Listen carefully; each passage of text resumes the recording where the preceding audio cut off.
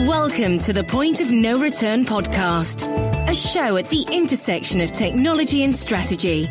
On this show, we interview industry leaders and experts to better understand how they think about strategy during this time of exponential progress.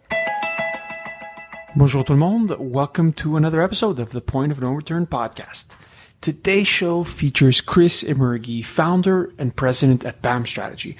I've known Chris for a few years, and I have to say he's a very impressive individual. He was basically involved in digital, when it wasn't even called digital, and founded one of the most successful local and independent ad agencies called BAM Strategy. We got into the thick of things talking about his agency, his track record, over 20 plus years now that he's been running it. A little bit on his background. He was at one point in time a venture advisor at iNovia Capital. He was also heavily involved in non-for-profit causes. He sits on the board of YES, Youth Employment Services. He co-chairs the Young Entrepreneurs Conference, and he has 15 years of experience in the interactive marketing community. He was the winner of the BDC Entrepreneur of the Year award, and he's spoken at over 30 industry events over the years. And he's a graduate at McGill University. On the show, we went pretty deep. We spoke about the world of ad agencies and how it's evolved, what it took for BAM Strategy to succeed over a long period of time, and in particular, we spoke a lot about the early days. When they didn't have the brand recognition that they have today. Their focus on customer service and how it's helped sales. We spoke a lot about Chris's new projects where he's spending more of his time, which are WebSaver and Divine, and what keeps him going after running multiple businesses for so long. Chris is a true pioneer of the early days of digital. He's grown a very successful ad agency, and he's worked with some of the world's leading brands. And I really hope that you'll learn from the show. Chris, thanks for being on the show. My pleasure. It's going to be a lot of fun. Really happy to meet in your office. I can't believe you guys have been here for 5 years. Like, I always had you guys as like an old Montreal agency. So really happy to come and see your new place. Yeah, it's. I think we still see ourselves as an old Montreal agency. We were been there since 1996, and like you said, it's about 5 years ago we moved here. Really with the idea of. We've been everywhere in old Montreal. We had about 6 or 7 different offices over an 18-year period, and we just felt at that time we were looking for a space. We were even looking at a building, and we were on different floors, and it wasn't great. And we really wanted to make sure the whole team, or we're about 60 people here, were on the same floor.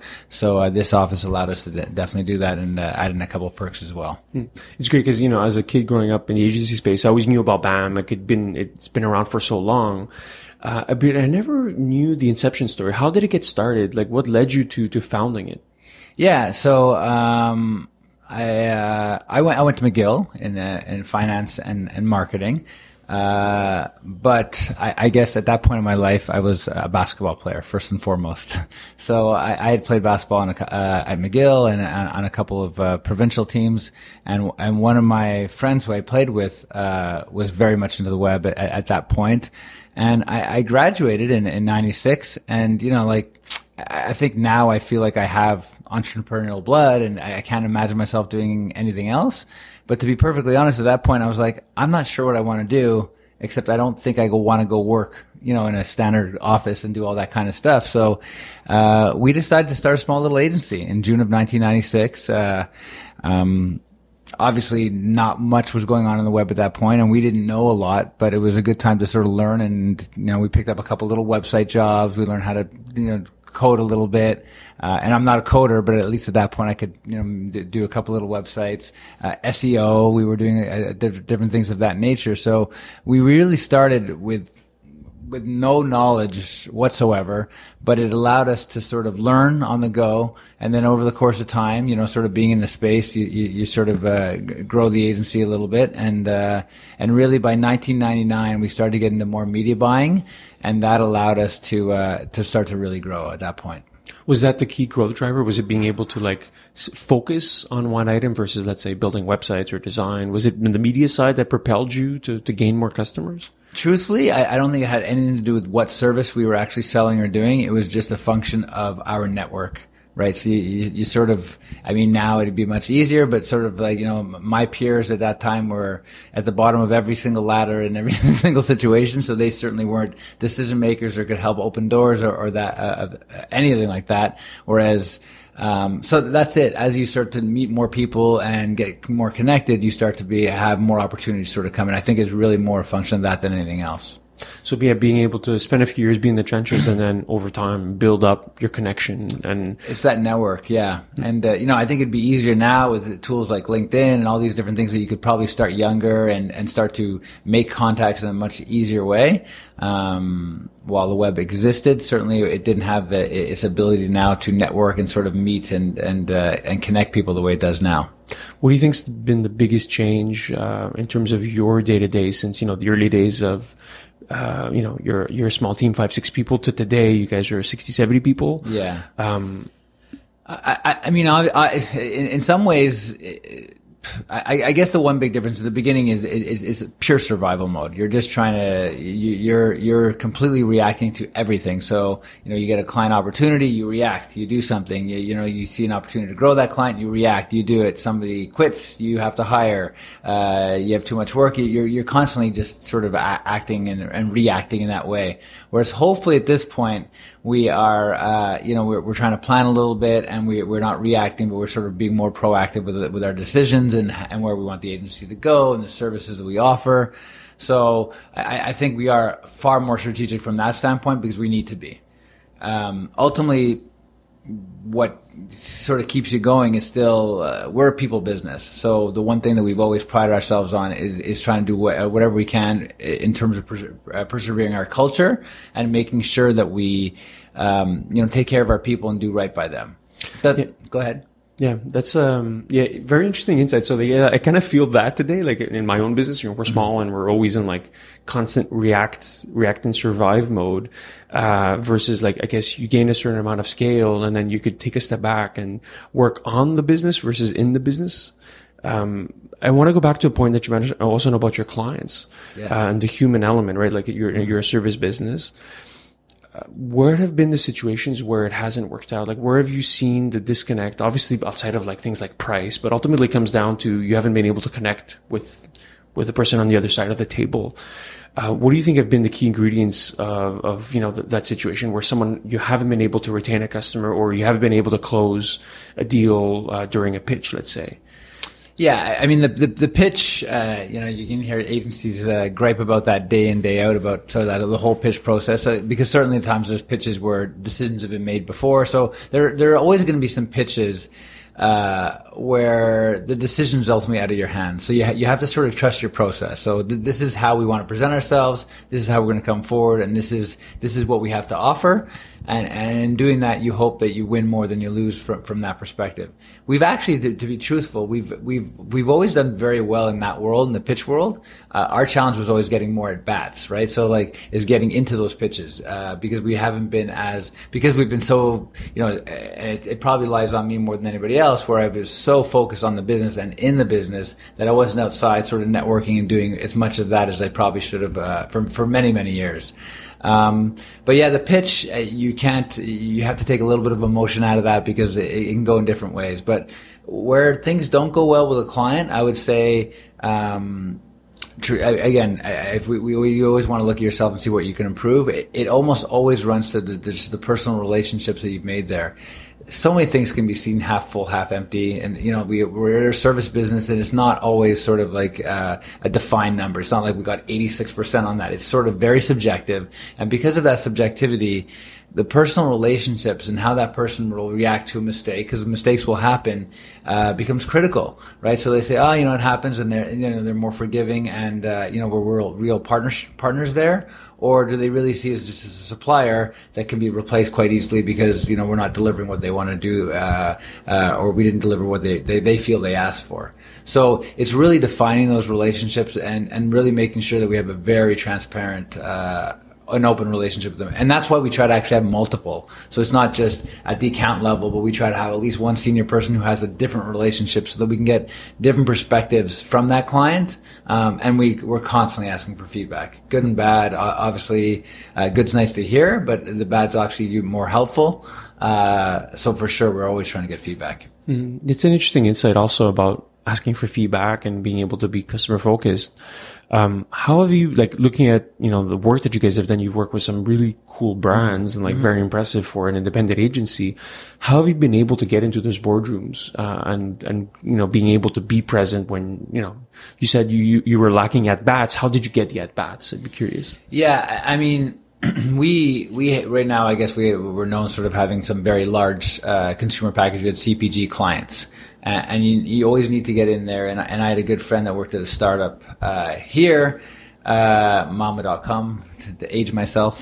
So back then, he did work at Procter & Gamble before. So he sort of opened the door. He actually went back to Procter & Gamble afterwards, and he opened a door there, actually in Cincinnati, to sort of just get just a nibble of business there. And he just made a couple introductions, and that allowed us to sort of get into Canada.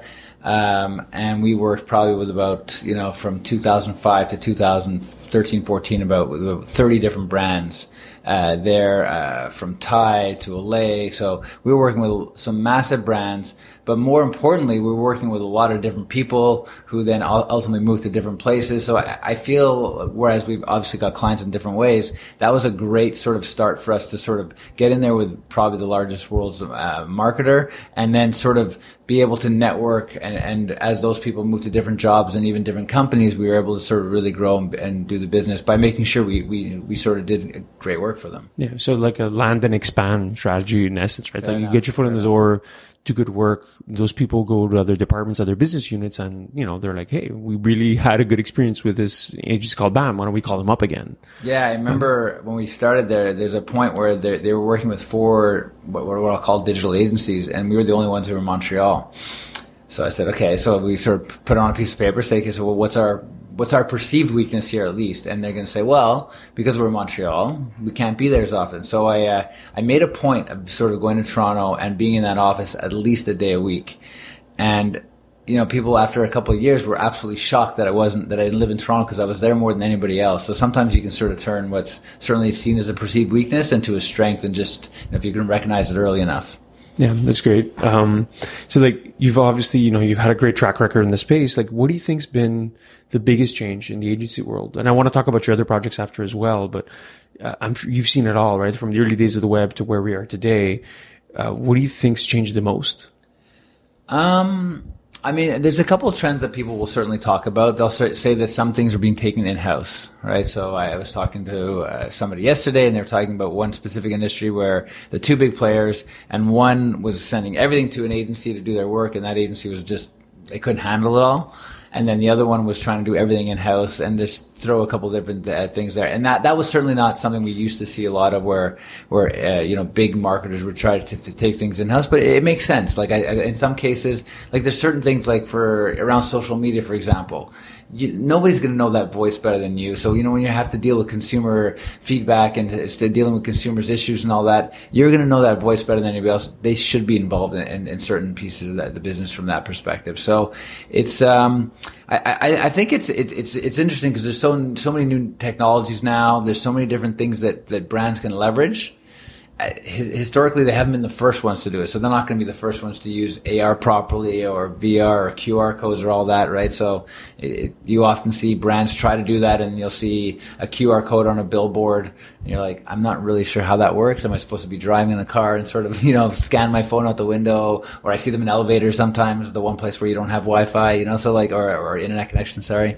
So it's taking advantage of all these technologies, because things are going so fast, and we're lucky here in Montreal with all the stuff that's going on with AR and everything else. But to use it in a very sort of strategic but pertinent way. Like, don't use technology just for the sake of technology, but use it because it makes sense and it meets your objectives.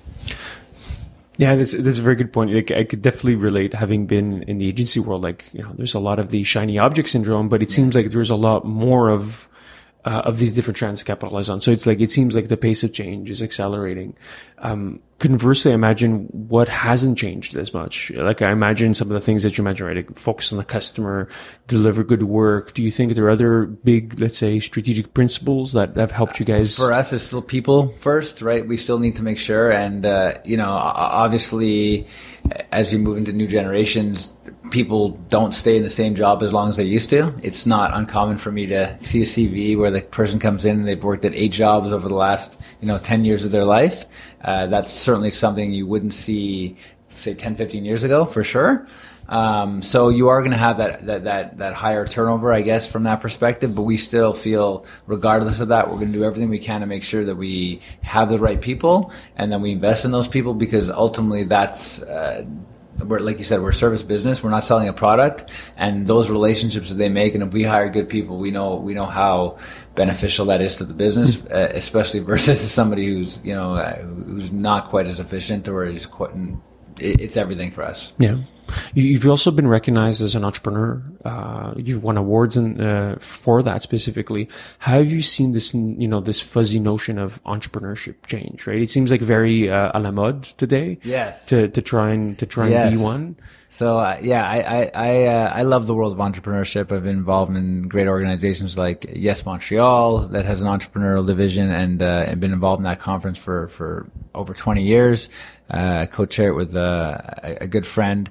And it's certainly cooler now. I think the best part about entrepreneurship is now, if you did that 15, 20 years ago, people would look at you, and certainly your parents would not be as proud of you, like you're becoming a lawyer, a doctor, an engineer, whatever. Like, well, what are you exactly doing? But now, because of all the way the world's going, and the way how so many different entrepreneurs have made it cool and fun and all these different things, that people, it's a real thing now, right? Like, so certainly when we went to school, there wasn't the same sort of entrepreneurship programs. There was a little bit, but not like now, where now you see the people, it's cool. That's what they want to sign up for. That's what they want to go into. And they know at a very young age that they'd like to start their own business. Whereas that would not have been something that they would have been as effusive about, many, many years ago. So I think the world of entrepreneurship is interesting. And I think we're all going to be our own little entrepreneurs. You see this world of people being outsourced, and you see some stats on, none of us will have, not none of us, a big percentage of us won't have, one full-time job, but we're doing multiple things in 5-10 years, from now, that's what the stats are sort of saying. So, it's important that people sort of realize that we're all our own little entrepreneur on some level. And then some of us really want to dive deep and sort of, go in and sort of start businesses and see where we can go with them. Yeah, very good point about how some of these broader macroeconomic trends are going to impact this, right? Like, you feel that there's going to be a lot of people that won't have full-time jobs, right? So this notion of being entrepreneurial is going to help people, because there'll be no other choice, essentially, because of things like automation, et cetera.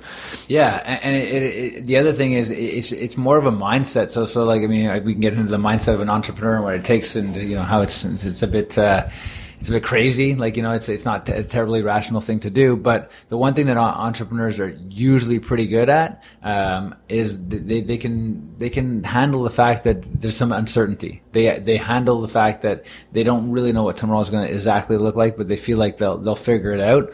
Whereas that's the one big transition for somebody who's been working in a full-time job their whole life, and all of a sudden that uncertainty is very hard for people to sort of mentally get around. Yeah. I want to switch gears and talk a little bit about your different projects. Yeah. BAM, WebSaver, Divine, COL, there's a long list. I guess that at a first level, how do you decide how to split your time in a day? Like, how do you prioritize what's more important for you? Yeah. So, I have stepped back a little bit from the agency world. I have a great partner, Lon Shulkin, who's really taken over and is now the president of BAM. And for me, it was time. I've been in the agency for 21 years, and I really felt that these startups needed a little bit more love, for lack of a better word. The first one we ever started was actually Divine, and it was really, and we have sold Divine in the last year, but Divine was really we were looking everywhere for good content in French for, some of the CPGs that we were working with, and we couldn't find it. It was all these sort of like, because at that time, the magazines were afraid to put their content online. They wanted to still sell magazine subscriptions. So your Chatelaine, your Lulu, and all these kind of magazines. So we found a nice niche to sort of build a site up in Canada, really with the idea of having great French fashion content, really.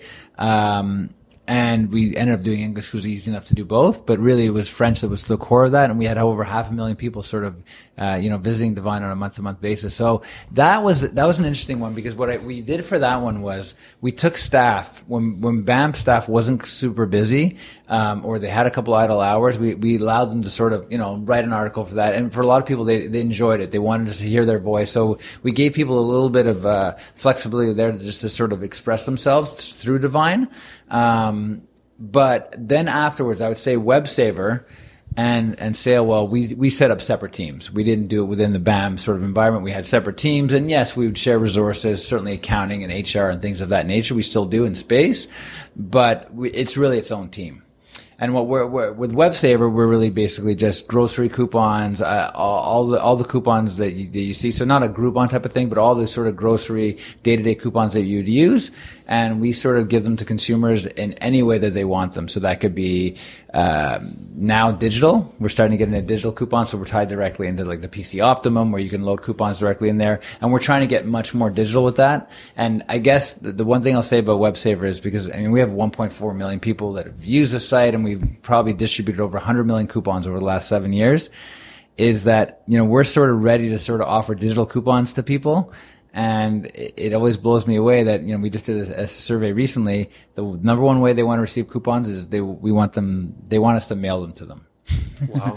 Right? So like you're saying, well, everybody's digital and they want to do all this stuff, and over and over and over again, they want us to mail them coupons versus anything else. So that's a good example of sort of like, okay, we're there where the technology is starting to get there, but the consumers, we think they want that, but the consumers are telling us something else. It's certainly with their actions and everything else. So even if they say they want digital, I can tell you that by the amount, if I put 2 coupons up, I put a digital one up and a mail to home coupon, I would go through easily 40 times as many from the mail to home. Wow.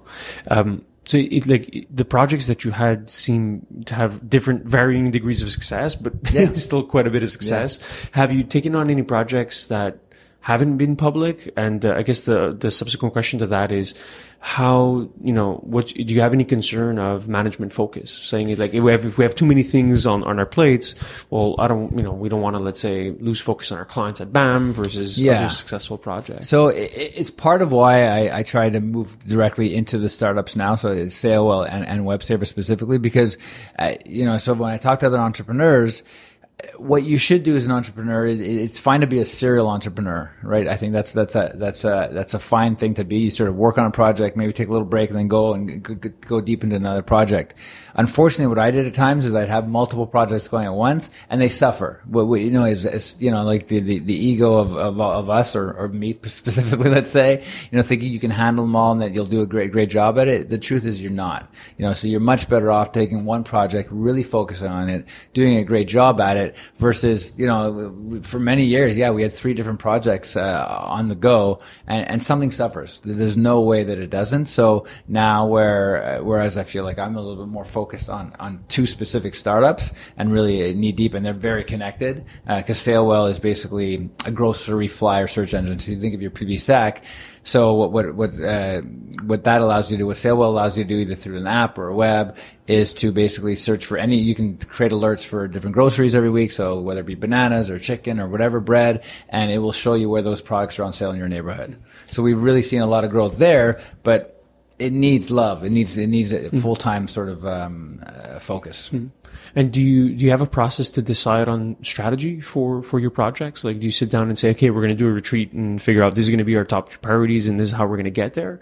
Or is it more of an organic process that you follow?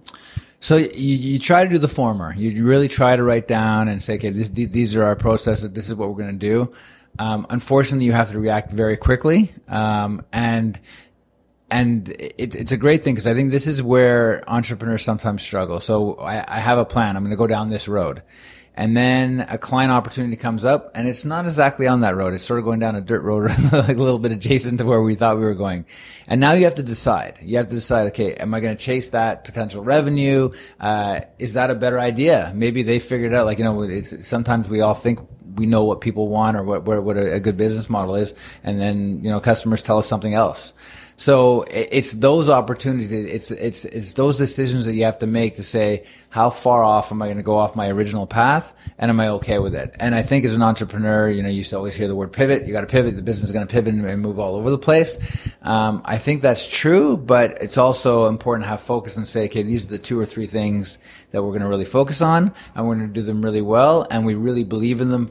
You need the data to back that up. But I think it's a combination. I think whereas an agency, we know where we're going to go, and, we're not veering off our path too much. You want to be flexible, but we have a good sense of where we're going, the services we want to offer, who our clients are. When you have startups, you tend to veer a little bit. And I space specifically with Sailwell because it's really a couple of years old, whereas WebSaver, we've been around for 8 years. We know who our customers are, what we're offering them, and whether it be digital or more traditional coupons is changing quite often. But we know who our customers are, so we're a little bit more. So the longer you go on, I feel like that path, you tend to veer off that path a little bit less. Yeah, no, that's great feedback. I like the analogy of the dirt road on the side. It feels like that sometimes. Is there anything that's keeping you up at night today? It seems like you have all these things that are moving forward. Are there any big, let's say, stresses that that are keeping you up? It's usually still the people. I mean, that's not fair. On the startups, you still want to drive revenue, and you still have to pay the bills and do all those things. So you're constantly on any business. You're always worried. Are we going to bring enough business in, and do we have the right people to do it? So I think those are the 2 different pieces. Other, agency worries, whether, the people bring it in-house or there's a global agency that's going to take over. Those things are really out of your control. So I think as an entrepreneur, you need to accept the fact that there are things that are out of your control on some level, and you can't put any energy into those things because it's not going to do you any good. Yeah. So you really focus on the things that you can control a little bit more. Yeah. Talk a little bit. I want to talk about the industry for a bit in terms of, because again, your deep experience. Where do you see specifically the agency world moving towards? Right, you mentioned obviously the trend of insourcing and creating teams, which is maybe a little bit the flavor of the day. Also, I don't see it as a let's say apocalyptic threat. I think that the need for service providers is still going to be there. But what are the other key trends that you're keeping your eye on, specifically the BAM? Yeah, I think on the agency side, it's interesting because you're right. You do have these different trends, whether it be insourcing or trying to consolidate. But these things they're not new. Right. Again, I don't want to age myself too much, but they've come and gone in different ways in terms of, okay, but we've worked with some big clients in the past where they say, okay, we're trying to consolidate. We have 35 agencies. We want 4. So in that case, we were lucky enough to be one of their 4. But then they have a trend where, okay, well, we want everything to be run out of our global office, and we're not really going to give much power to anything regional. And often Canada is not that global office. So, certainly with our clients. So then Canada in general becomes just, they have less influence over the marketing that's done, not only us, but the actual people that work there as well. So that trend comes and goes. So we've seen that trend, and then, you see a couple of bad executions in some markets, and then it sort of comes back. So is there one specific trend that worries us? I wouldn't say so. I think the change is happening so fast. So as much as, a brand would want to learn and have that in-house knowledge and say, okay, let's bring it in-house and do that, it's just too hard. I mean, things change so fast that, that's why you have outside partners who are sort of, that's their niche expertise. And that's why we all, in any aspect of life. Yeah. What's the most exciting trend or shiny object right now that you're looking at? I think there's some fun executions that you can look at with AR, that aren't quite there yet for brands. I guess Pokemon was the best. Again, but that's not a specific, I'm trying to think of in our world of CPG brands where they've sort of done it, but you can see some fun things that you can start to do with that. So we're playing around a little bit with a couple different executions we can do that hopefully can come to market soon. But the good thing now is that you can do a lot of, so, even things like video, not new obviously, but the ability to do a quick, fast video now at the cost you can do it allows you a lot more flexibility. So I think we can move a lot faster now. We don't have to have 12-week timelines to sort of plan everything out. Some projects obviously do, but you can react much quicker and sort of and sort of make an impact in a very short amount of time. Even sort of in our coupon world, when we do digital coupons, I know that 1,000 people use this coupon yesterday in this store. That allows me to react to it this week versus the old day of mail coupons and getting information back 4 to 6 weeks later. What do you think is happening in the ad space that's not garnering enough attention or that no one's talking about? I mean, if there's one reason why I guess I did start get into this world was I love numbers. And to me, the ad space, it absolutely blows me away how we've sort of accepted that 30, 40, 50% of the ads are either fraud or not viewed. And that's sort of, it's just become okay. Right? It's just become this it's just sometimes in life we just get so, I don't know how that's acceptable. I know we don't have an easy answer to sort of solve these things, and there are technologies trying to help it out, but the fact that sometimes people spend $1 and it's just a known fact that 40 to 50 cents of that was never delivered or delivered to, bots is mind-boggling to me. Yeah, and it's pretty crazy. Yeah, and just ad blocking also, right? Yeah, I've had an ad blocker now for years, and honestly, I kind of feel guilty, but not that much, because the better experience outweighs any benefit you get from ad targeting. So yeah, I feel that the way you guys work in terms of content and going deep with brands is a much more sustainable way than just pure ad targeting. You see it on all these different sites. I mean, even the clickbaiting that happens, right? How many times have you, there's 50,000 examples of, somebody won something instead of just listing the winner like you would in any sort of normal publication. Now they say, and the winner was ... and forget all the other millions of examples you can have on it. But the ads that people deliver, they're just trying to monetize at any cost, and it doesn't make any sense. There's no way they can rationally look at that and say, yes, that's a good consumer experience. That's what I want to do. I want to pop up an article, and I want to have one video popping at the top of it, another one on the right-hand column. They're both playing. There's volume going. They're blocking each other out, and really all I want to do is read an article there. Right? But they're just trying to monetize at any cost. So that's not sustainable. And I get the challenges of it. I get the challenge that you have to monetize your content, and it costs a lot of money to produce content, but we have to find a better way. Yeah. To be a respectful of your time, Chris, maybe one question I'm curious. What still keeps you going? You've been 20 plus years, and curious to see what's the driving force for you to get up and still be so passionate and still work on all these projects. I think, I mean, again, back to that word of entrepreneur, it's certainly not financially driven, right? You sort of want to sort of build something, grow it, and see it sort of develop. And I think those are the things that sort of get us excited. And certainly that's what gets me excited, right? So like anybody, I like new challenges. I like to grow. I like to try different things. And I think, that's the key. When you're an entrepreneur, you're going to be exposed to so many different elements. You're going to be exposed to every single aspect of a business. And that's what it allows you to do. And, I enjoy it. I love it. Very cool. Chris, where can people find out more about what you're working on, your different projects? Yeah, I mean, certainly at bamstrategy.com, you can learn a little bit more about the agency, or websaver.ca, which is our coupon site, or Salewell, which has over 150,000 people who downloaded our app, 500,000 people using it. So if you need to save up to 50% on your groceries, certainly check out salewell.ca. Nice. Cool. Thank you so much for your time, Chris. My pleasure.